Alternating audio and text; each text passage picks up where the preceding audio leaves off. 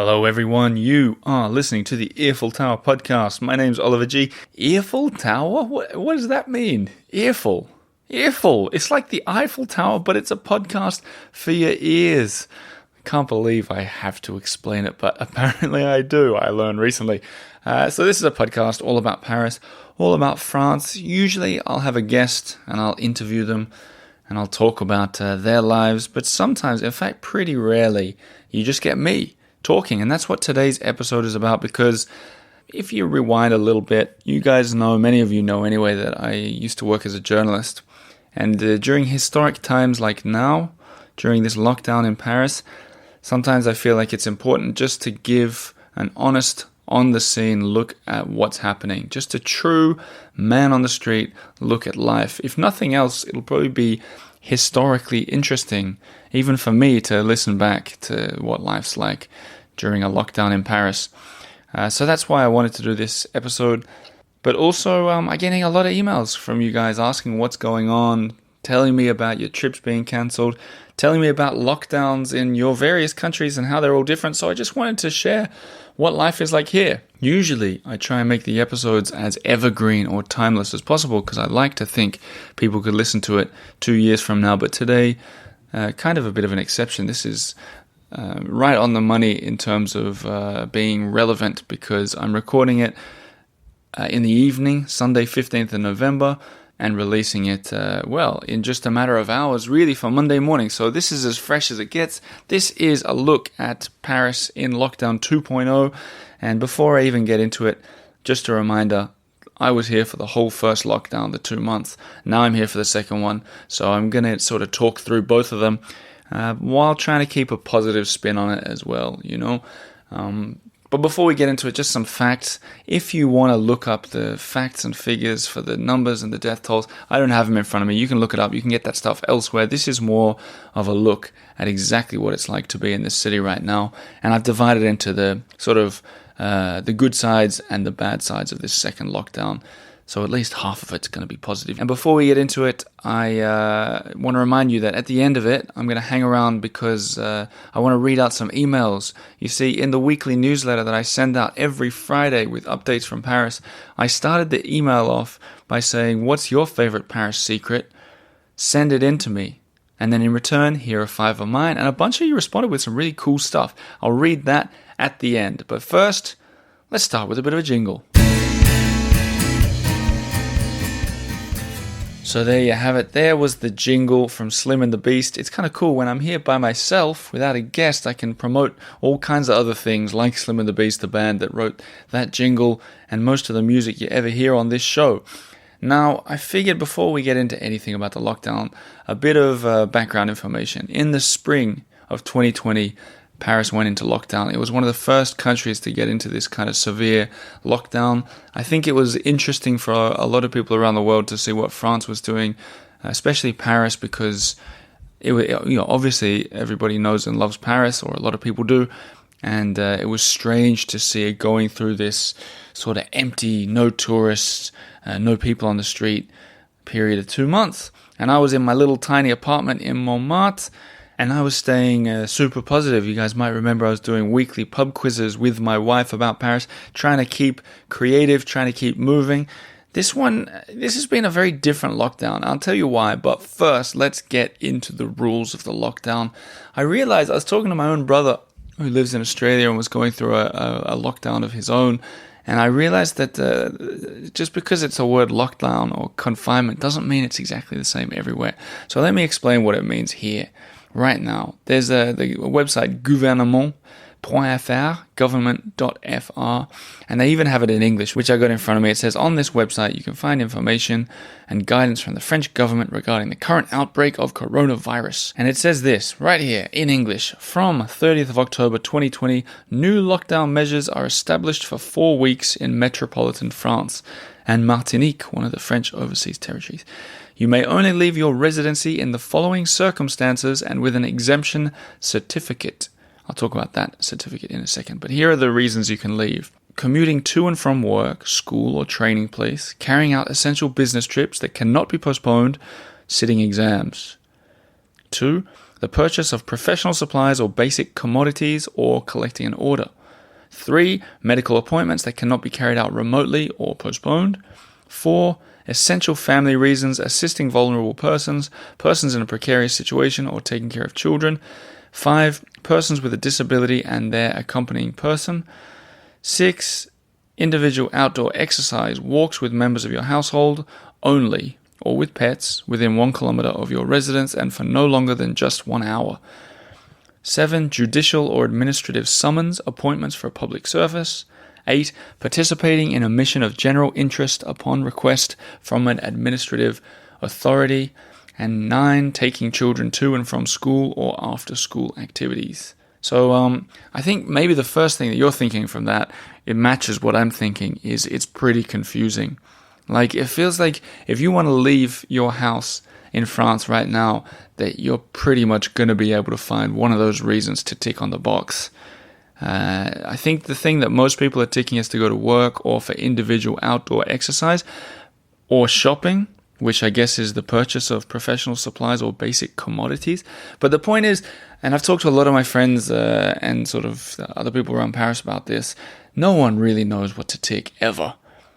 Unless you're going out for a run or going to work, the rest of it is pretty confusing, you know? And when I say tick this box, I mean, literally you can print out the form and tick it, you can handwrite it and tick it, or you can do it as an online form. But in the spring lockdown, it was way easier because there were only 3 reasons, and now there's 9, and each of them sort of has 3 or 4 sub-clauses. Anyway, the point is there's many reasons why you can leave the house. And as you heard, this can include picking up your children from school because, yes, the schools are open. That's the big difference. The schools are open, which means the parents are out. The parents and everybody else have been encouraged to work. So now you kind of know all the rules. I'm going to get into 3 good things about this Paris lockdown and then 3 bad things. I'll start with the bad, and then we can end on the good and feel a bit happier. But look, the other thing with these lockdowns is it feels like you always have to put disclaimers. Even though I told you I'm doing a sort of my personal reaction to a man on the street, I'm very well aware that a lot of people are extremely sick and people are dying. This is just showing how it affects me as a typical Parisian, okay?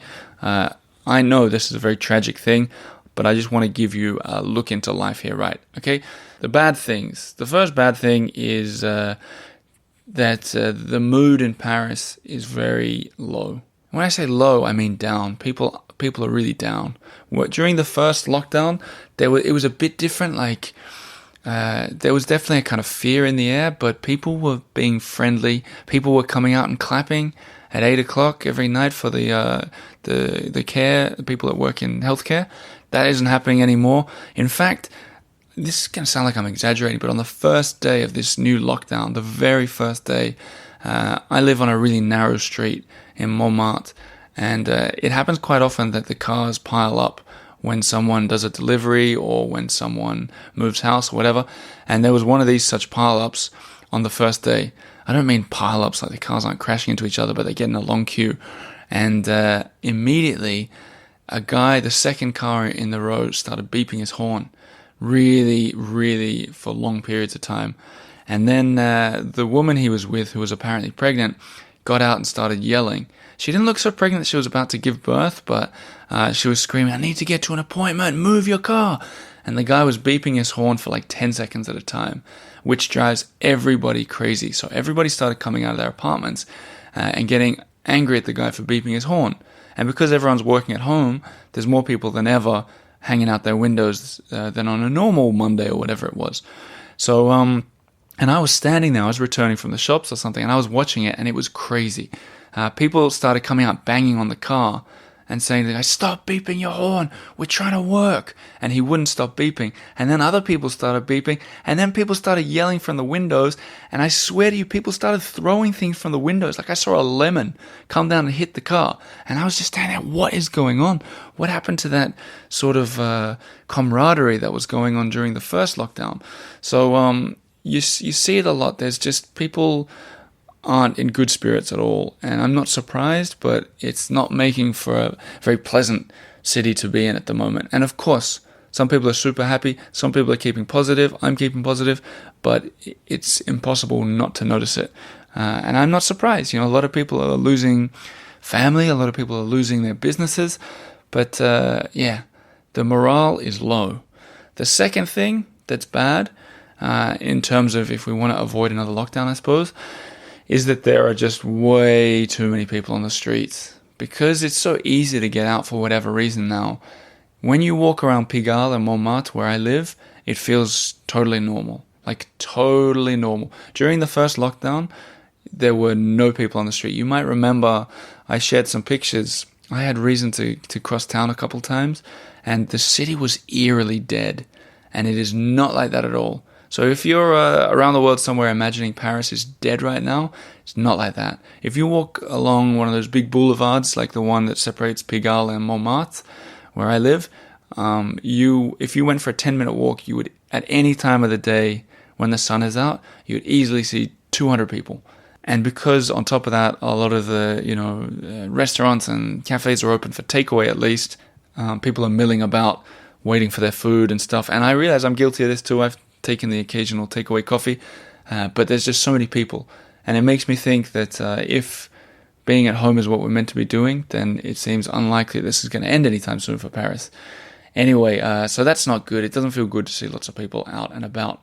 And then the last bit kind of ties in with that. The last bad thing, and then I'll get a bit more positive. The last bad thing is people don't seem to be taking it so seriously. As I said, people are kind of sick of it. You see a lot of masks. People are doing really well, but there are still a lot of people who aren't wearing it properly. You see a lot of people, like a lot of people in Paris smoke. So they'll walk along or they'll stand in corners socializing, smoking cigarettes with their mask around their chin. And not just that, like you see, it's so different to that first lockdown. If you go for a walk in the evening, you can see people having parties in their houses. And I don't mean like crazy rave kind of parties, but, dinner parties and, 6 to 10 people. A lot more of that kind of thing is happening. And people looking for excuses to go for longer reasons, for longer walks or longer trips around town or whatever. So, I don't know. It just doesn't feel like it's as serious as the first one. And, you got to say it's hard to blame people in Paris right now. Coming into winter, it's not ideal circumstances, but there you go. There's a very honest look at it. I know it's pretty unusual for me to be so negative, I suppose, but let's talk about the more positive sides in this episode of the truth of this second Paris lockdown. There are some good things. One main thing is that it's nowhere near as frightening as the first one. So if we flash back to that first lockdown, Paris was one of those first lockdown cities, like especially in Europe. It was just kind of parts of Italy and Paris, and everyone was kind of terrified. Like people were crossing the road to avoid each other. People were like going crazy, washing everything all the time. I don't know. Not just that. It wasn't just the virus that was scary. It was also like we didn't get, especially Lena, my wife, and I, we didn't get what we were and weren't allowed to do. It was so confusing, especially as foreigners, and trying to read these complicated French attestations, these permission forms, and we didn't know what the fine would be and what would happen if a police officer stopped us. So we were even like avoiding the police. We didn't know if we could go out in the evening. We were trying to follow the rules, but we just didn't get it. We didn't know if we were allowed to. I remember at the start of it, we didn't know if we were allowed to leave the house together. And we did it. Sometimes we'd go for a walk together and we'd be like, look, we live together. Like, what's the difference going to be? But if we saw other people or police, we'd like cross to this different side of the road from each other. And it was a weird time, like it wasn't comfortable. But the good thing this time around is that there's none of that fear. And definitely not for police like there was last time. It's a lot more like normal. Everyone's learned to live with it. So, if we're going to go for a 1 hour exercise walk or whatever, Lena and I'll do it together without being petrified of getting stopped and fined or whatever, breaking the rules. So that's a good thing. It's not as scary. At least we can take that as a positive. The other good thing now, even though there's a downside to it, but life is very normal. I've sort of I think I read it somewhere, or I don't know if I read it, but I understood it from something I read, is that this lockdown isn't like the first one, but it's more like they put a lockdown on everything that's fun. So the bars are closed, the nightclubs are closed, the gym if you enjoy gyms, but the gyms, playing basketball, you can't do that kind of stuff. The things that are fun, going to the restaurant, sitting in a cafe, and that is a lot of what's most fun about Paris. All that stuff is stopped and being closed. So it's like a fun lockdown. That's, what a lot of people are finding difficult, I'm sure. But life is more normal in that a lot more shops are open. A lot more cafes are open for takeaway. Restaurants are open for takeaway. So there's a lot more of the normal Paris feel. If you can do as I do, go during your walk and get a takeaway coffee from KB and see Nico, the owner, who's been on this show before, and say hello. Like, we didn't have any of that stuff in the first lockdown. And that was pretty hard on a lot of people. Not talking to anyone, doing everything at home, cooking all the time. Like, a lot of people who live in Paris, including us, who live in tiny, tiny apartments with next to no kitchen to speak of, no oven, we often rely on getting takeaway food. So now that it's much easier to do that kind of stuff, it's a lot more normal for us, and that's nice. And the third one is that it's a lot easier to move around freely in that parks are open. Can you imagine the parks were closed the first time? And as you all know, if you've listened to any recent episodes, the cemeteries are open. And within my kilometer radius that I'm allowed to go for exercise, the Montmartre Cemetery is open, where I've been going for a lot of walks. So it's a lot more freeing to go out among all those trees and just enjoy a good walk. Whereas during the last one, it wasn't like that at all. All the parks were closed.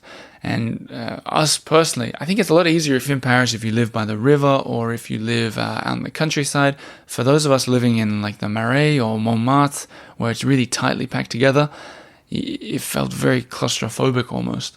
So it's great that we're able to go out and sort of be in the open a little bit more. But there you go. Look, they were my positives and my negatives of life in lockdown. I don't know if you guys needed, wanted, or enjoyed an episode like that, but I just wanted to do it as a little, I wanted to put this in a time capsule and keep it. The second lockdown, that's what it's like. So now you know too.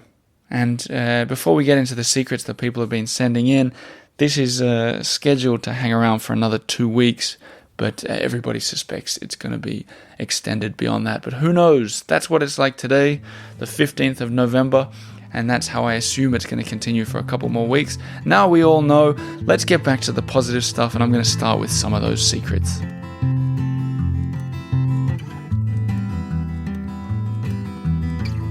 So a flashback, if you don't know what I'm talking about with my weekly newsletter, I send them out every Friday, and there's I think 4,000 people are subscribed to it now, and I just sort of round up everything that I've done, so you can find different episodes or different videos or blog posts or whatever, but I also talk a little bit about what is happening in Paris. And the one I sent out, I'll tell you how it started. Bonjour everyone, what's your ultimate Paris secret? And are you willing to share it with me? If so, email it, and I'll be eternally grateful.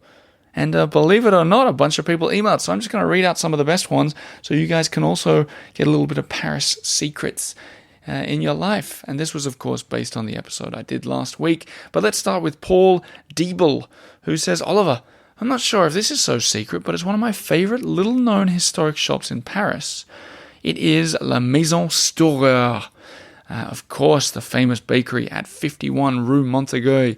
And Paul says, he notes, it opened its doors in 1730 and is one of the oldest bakeries in Paris. It's at this location that the baba au rhum was invented. This, Paul, it's a good secret, I suppose. Not for me. I used to live about 50 kilometers. I used to live about 50 meters from this when I moved to Paris, just off Rue Montaguet. I lived on Rue Greneta, and I loved Stohrer. I used to go there often for morning croissants because their croissants are heavy and it's like a whole meal. They're beautiful. But I went in there. I read also on the internet that they had invented this baba au rhum, sort of cake, rum-based cake, quite small, like the size of a child's fist, perhaps. And I got one on one of the first days, and I thought it was And I thought it was pretty disgusting, to be quite honest with you, Paul. So I wouldn't recommend it, but I would recommend their croissants. Corinne, who is one of the most loyal and long-term listeners of this show, writes in as well. She says, I went down the rabbit hole of my favorite grave. She's talking about France Gall, the singer that I mentioned in a recent episode. And I found that she has a son who's still alive, and he's interesting. And more interesting than this, France Gall was a poker player all her life. Anyway, here's a challenge. Why don't you find her son and get him on the podcast? Cheers, Corinne and Leia. And I believe Leia is the name of her dog. Thanks, Corinne. I clicked the link. Raphael, his name's Hamburger, or Hamburger. That could be an interesting story. Although clicking through his Wikipedia page, he seems like a very private dude and a very serious guy with a tough life. So I'm not sure I'm going to chase him up for an episode, at least just yet. But loving the rabbit hole diving there, Corinne. That is the best way to find out more about Paris after listening to the Eiffel Tower, of course. Here's another email from Mary Jo in Portland, and she says, Bonjour, Oliver. You may already know of this secret, in inverted commas, but one of our favorite hidden gems is the M. Segas cane shop in Passage Jouffret. Ah, yes, I know this one. It has a very interesting history of making bespoke walking sticks and umbrellas. A family descendant told us about it several years ago. I think you might enjoy discovering the story for yourself. She adds that she has more notes on it, but that she thinks I might enjoy discovering the story for myself. Love your podcast, adding notes to our next visit to Paris file each time you bring in something we haven't seen or fully appreciated before. Stay well, Mary Jo. Thanks, Mary Jo. I've been in there briefly and I've seen it, but I haven't talked to the people, and it's a great idea for a story or an episode. So I'm going to look it up. M. Segas, Segas. It is no doubt closed during this lockdown, but I'll check it out sometime in the near future, I guess. So that's from Mary Jo, although the email says Patrick and Mary. So hello, Patrick, too, if you're listening. Let's do 2 more emails, I think. Here's one from Keith Robinson. So he's listed 3 secrets. I'll give you the first and the last one. The first is the place to get the best Kugelhopf, which, if you don't know what it is, it's a baked good. But I didn't even know anything about it. But he says the best Kugelhopf is at Vandermeersch Bakery in Port Doré, 278 Avenue Dominil in the 12th. Worth the trip way out east to fetch. He said, in my opinion, it's worth the trip to Paris. Life-changing. And secret within a secret, the best Kugelhopf is the smaller sizes because more surface area for the crusty crust. Kugelhopf, huh? I'm going to look it up as we speak. Kugelhopf. It sounds very Dutch to me, a Kugelhopf. And when I Google it, it comes up as Kugelhopf. So I guess it's the same thing, but it's a yeast-baked cake traditionally baked in a distinctive circular bunt mold. It's popular in Central Europe, particularly in Alsace, southern Germany, Austria, Switzerland, Croatia, Hungary, Bosnia, Serbia, Slovakia, Slovenia. Everything, basically, besides the country I said, right? Austrian is what the next link says. So there you go, Kugelhopf. And it looks to me a little bit in the shape of the Baba Urum that we talked about before. But enough about that. Keith gives his second secret with a bit of a story. I'm going to read it out. He says, my number one secret is how kind the people of Paris are. Yes, this is not a mistype. The tiny ways they help each other get through the difficulties of daily life, helping elderly people up the stairs, the poor putting a few coins in a begging cup of Syrian refugees, young punks giving up their seats on the buses, even the cabbies who he said are not known for their generosity, giving rides to strangers on that other horrible dark Friday, November 13th. He said it's so ingrained even that the Parisians are unaware of how kind they are. When I point this out to them, they cannot believe me. No, they say, we're all so stressed out, in such a hurry, we don't have time to be kind. But they are. And then he sent me a rather long example that I'm not going to get into, but he tells a story of some kindness that he saw with a friendly bus driver waiting for someone. But you know what, Keith? I agree with you, Keith and Yoshiko in Calgary. I agree with you. I always say that it's a misconception that Parisians are rude. I think there are rude Parisians just as there are people probably in Calgary who are rude. So I'm glad that we agree on that. Thanks for the email, Keith. One last one. Carl Beam. Carl Beam. How you doing, Carl? A regular commenter and emailer to the Eiffel Tower. I hope you're well, Carl. He says, Oliver, I've never heard you mention the Square Roger-Stéphane, or Roger-Stephen, if you like, in the northern end of Rue Juliette Recamier in the 7th. It's pretty and quiet, and we used to go there with a bottle of wine.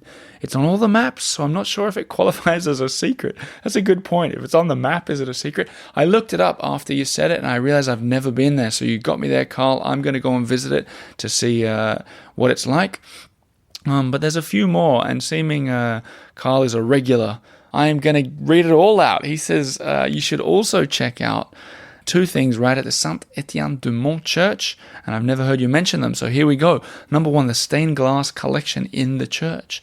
You go through and for you guys at home wondering which church this is, it's the one where Owen Wilson sits on the steps of Midnight in Paris. It's right behind his back there. So Carl continues, enter the door from the square, pass all the way through the church, past the offices, and on the left is a lovely collection of stained glass. The literature there implies it's nearly as important as the glass preserved in the Musée de Cluny.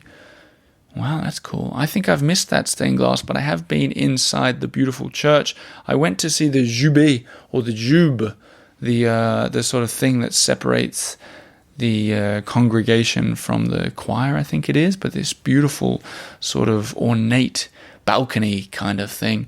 But there you go, stained glass behind that. I'll check it out next time. Carl continues, the Bombardier pub on the square there, viewing the Midnight in Paris steps, serves cask ale. Cask conditioned ale that has undergone a secondary fermentation in the barrel and is hand pumped up from the basement, British style. It's the only place I've found in Paris that has cask ale. I've seen lists that include other places, such as the Frog and Roast Beef, the Old Alliance, Brasserie O'Neill, etc., but they don't actually have real ale. So there you go, the Bombardier. I went there right before I filmed the Midnight in Paris thing with my friend Hemingway, that a lot of you probably saw on YouTube, and we had a drink right there before we went, but it was a Ricard. I must be going French.